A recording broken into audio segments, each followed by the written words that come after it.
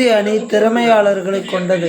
ஆனால் திறமையால் நாங்கள் ஜெயிக்கவில்லை, நாங்கள் ஏதோ அம்பையர்களை மிரட்டி ஜெயிக்கிறோம் என்று நியூசிலாந்து தரப்பினர் கூறுகின்றனர். யார் என்னன்னு நான் சொல்ல விரும்பல. ஆனால் நாங்கள் 2003 வேர்ல்ட் கப் தோற்றதுக்கப்புறம் 2007 வேர்ல்ட் கப் தோற்றதுக்கப்புறம் இந்திய அணியில் எவ்வளோ நல்ல பிளேயர்ஸ் இருந்திருக்காங்க. எம்எஸ் தோனி லீட் பண்ணி 2011 சாம்பியன் ஆக்கினாங்க. 2015, 19 ஆகிய ஆண்டுகளில் நாங்கள் செமிஃபைனல் ரீச் பண்ணோம். அப்போல்லாம் நாங்கள் திறமையாக ஆடலையா?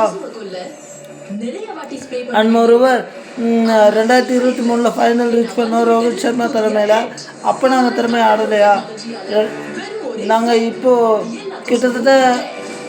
கிட்டத்தட்ட league match 3, semifinal 1, final 1, 5 match ஜெயிச்சிருக்கோம். 5 மேட்ச்சில் ஒரு திறமை கூட வெளிப்படலை நியூசிலாந்து நினைக்கிறாங்களா? எங்களை பற்றி குற்றம் சொல்லலாம். ஆனால் எங்கள் அணியுடைய முயற்சி வந்து சோரம் போனது கிடையாது. எப்போவுமே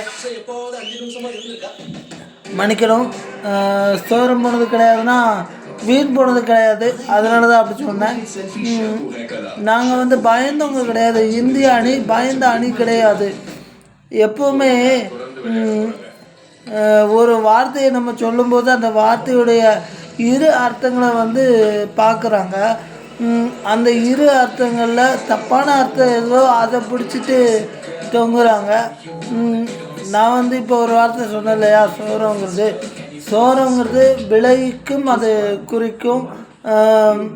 மற்றபடி விலை போவதையும் காசுக்கு விலை போகிறார்கள் அல்லவா, அதே போல் சோரம் என்பது விலை போவதையும் குறிக்கும்.